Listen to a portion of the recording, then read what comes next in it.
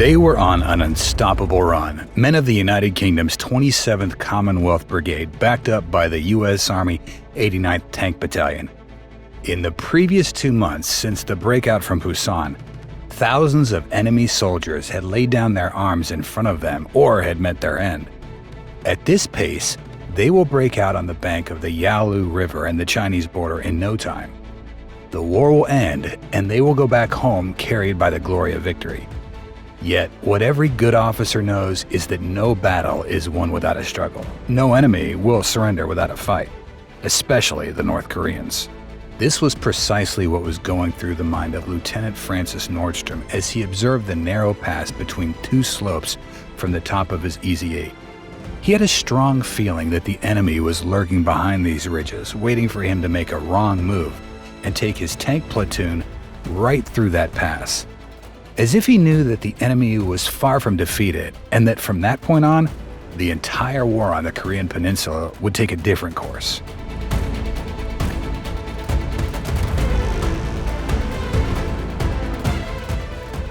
After President Harry S. Truman withdrew the American troops from South Korea in 1949, he opened the door to the invasion from the northern part of the peninsula that would take place the following year. After waging the chances of launching World War III, the communist government in Pyongyang, backed up by the Soviet Union, decided to invade. On June 25, 1950, 75,000 North Korean People's Army soldiers, armed with Soviet weapons, including T-34-85 tanks and Su-76 assault guns, crossed the border and marched to unite Korea under the communist banner. The Republic of Korea Army, although slightly numerous, had no means of repelling the invasion. After Allied forces withdrew, they were left with heavy weapons such as tanks and artillery. Not even the quick reaction from the United Nations, which started to send troops to Korea by the end of June, could help. In August 1950, joint South Korean and UN forces were suppressed to a small area around the city of Pusan in the southeastern corner of the peninsula. At this moment, it seemed as if the fate of a democratic Korea was sealed. However, wars can have an unusual course. In September 1950, American-led forces launched a risky amphibious landing at Incheon, 20 miles east of the South Korean capital, Seoul. The landing was successful and put the North Korean invading troops in danger of being cut off. Moreover, that same month, besieged forces at the Pusan pocket managed to repel enemy assaults and launch a counteroffensive. In just a couple of weeks, the war took a completely different course. North Korean soldiers were retreating in chaos. By October 1950, those same soldiers from Pusan were now marching through Pyongyang. The UN counteroffensive was so successful that General Douglas MacArthur, the commander-in-chief of the United Nations Command, believed his men would be home by Christmas. Indeed, it seemed UN troops would reach the northern border of North Korea at the Yalu River by that time. Among the UN troops marching through North Korea was the United Kingdom's 27th Commonwealth Brigade protecting the left flank of the 8th Army. This unit comprised troops from throughout the Commonwealth. Among them were the 1st Battalion of the Argyll and Sutherland Highlanders, the 1st Battalion of the Middlesex Regiment, and the 3rd Battalion of the Royal Australian Regiment. These were some of the best units the British and Australians had at their disposal in Korea, but they suffered from one significant drawback. They were all infantry units with no armored or artillery support. To overcome this obstacle, the 8th Army Command attached artillerymen from the 72nd Combat Engineer Battalion of the 90th Field Artillery Battalion armed with 155mm howitzers. The armored component added was the U.S. Army 89th Tank Battalion, the heroes of this story. When the war in Korea broke out, the 89th was far from resembling a formidable armored unit. The unit was hastily formed in Japan as a response to the North Korean invasion. A World War II veteran, Lieutenant Colonel Welburn G. Dalvin, was assigned as its commander. After he arrived in Japan from the States, Dalvin found only 15 officers and 211 men in his unit, far from what one armored battalion required. The greatest headwind to prepare his unit for battle was the race against time, as the unit had already received orders to ship out to Korea. The advantage Dalvin's unit had, however, was that the American tankers had technical supremacy over their North Korean counterparts. With their all-Soviet arsenal, the North Koreans were equipped with T-34 tanks armed with 85mm guns, hence the T-34-85 designation. Although the tank ruled the battlefields of World War II's Eastern Front, by the time of the Korean War it was becoming obsolete. Along with T-34s, Koreans had Su-76 assault guns, which used smaller 76mm guns. Opposed to it, Americans were equipped with two types of tanks. The first was the M4A3E8, or more popularly coined EZ-8. This modification of the Sherman was armed with a long 76mm gun which fired high-velocity armored-piercing rounds that could easily penetrate Soviet tank armor. The other tank was the M26 Pershing, a late World War II design created to face the heavy German Tiger and Panther tanks. With its rugged design, 90mm main gun, and 4-inch frontal armor, it surpassed both the EZ-8 and T-34 head-to-head. The 89th Battalion arrived in Pusan on August 4, 1950, just in time to help repel the North Korean assault. After the UN forces broke out from the Pusan perimeter, the unit followed the warpath of the 27th Commonwealth Brigade, pushing North Korean troops to the north. It was late October when the men of the 27th Commonwealth Brigade riding on the back of American tanks left Pyongyang and continued their offensive to the Yalu River. As they progressed north, the mixed British-Australian-American unit was starting to feel the fierce resistance from the enemy with more engagements against the armored troops. Already 25 miles from Pyongyang, they engaged in one of the most notable clashes, known as the Battle of Apple Orchard. In this battle, men of the Royal Australian Regiment destroyed an enemy formation of 500 men while losing only 7 of their own.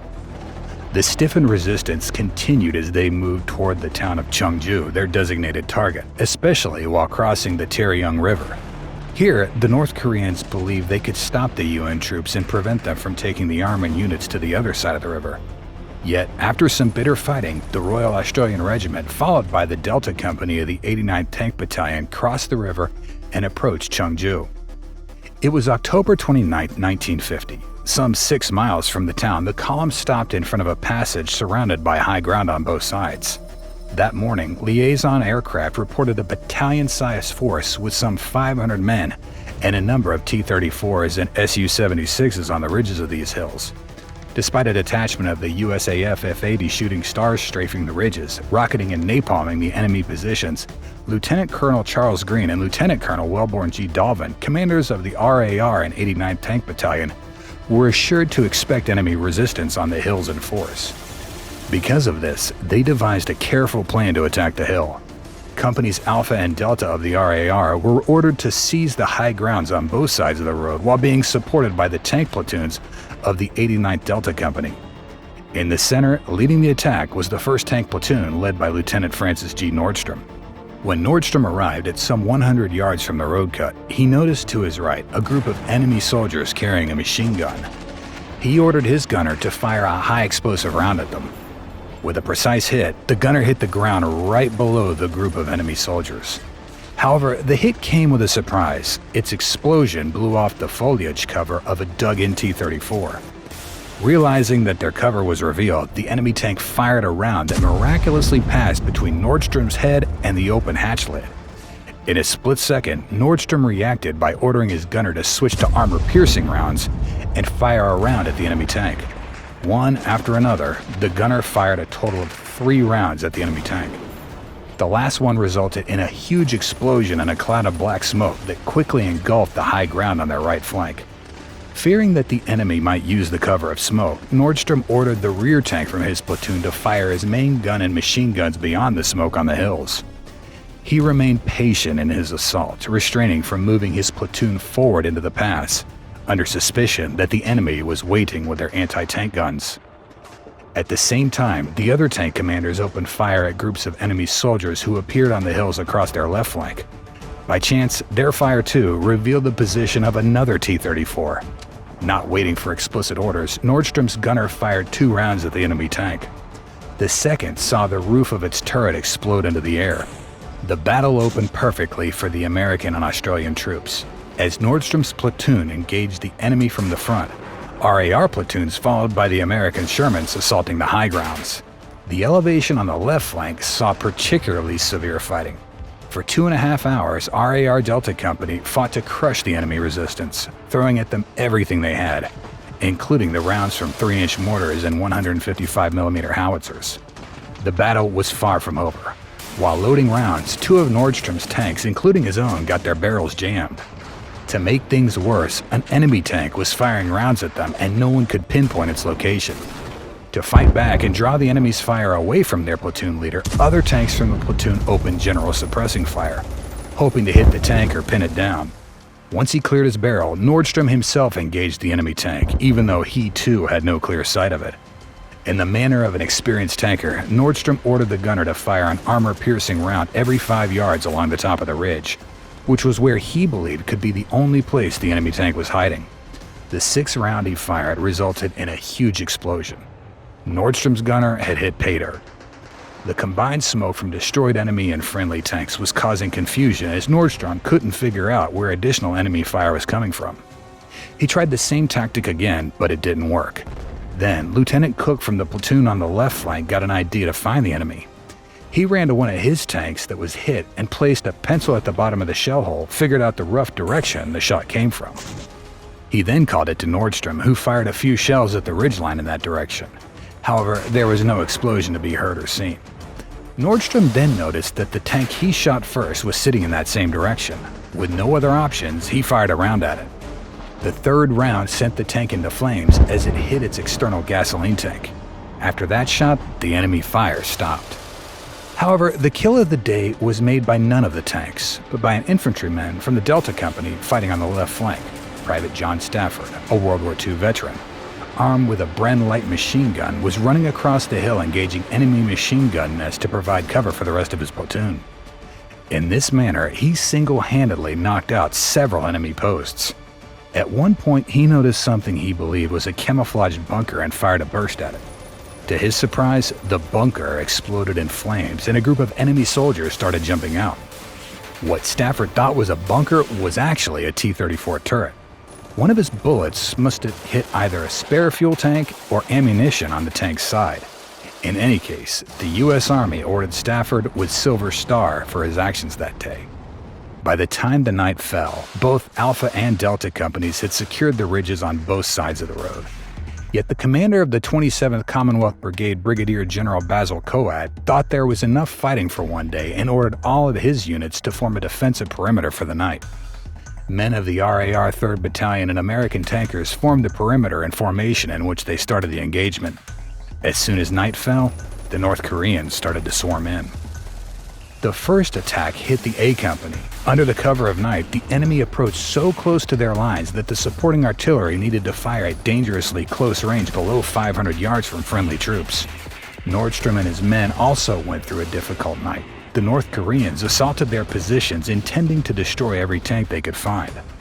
Their assault was so overwhelming that Nordstrom ordered his men to turn on the headlights and fire at the enemy with everything they had. It was an unusual scene to witness. The illuminated battlefield echoed with sounds of guns and grenades blasting, accompanied by the sounds of machine guns and small arms. Both sides were determined to fight to the bitter end. When morning came, the area was filled with dead North Korean soldiers, many lying within the defensive perimeter. The same morning, the 27th Commonwealth Brigade resumed its advance. By late afternoon, its troops entered the town of Cheongju, previously abandoned by the troops of the North Korean People's Army. The triumphant moment was spoiled by the news that at that very moment, 200,000 Chinese soldiers had crossed the border with Korea to reinforce the communists. Once again, the tides of war changed, and now it was men of the 27th Commonwealth Brigade and 89th Tank Battalion who would face the overwhelming advance of the enemy. The 89th continued to serve until the end of the war, which finally entered a stalemate in the summer of 1951. On July 27, 1953, a ceasefire was signed, signaling to the brave tankers it was time to go home. Thanks for watching this episode. If you liked it, hit the thumbs up and comment below your thoughts. Please subscribe and hit the bell icon to be notified of the next jump into combat. Stay tuned.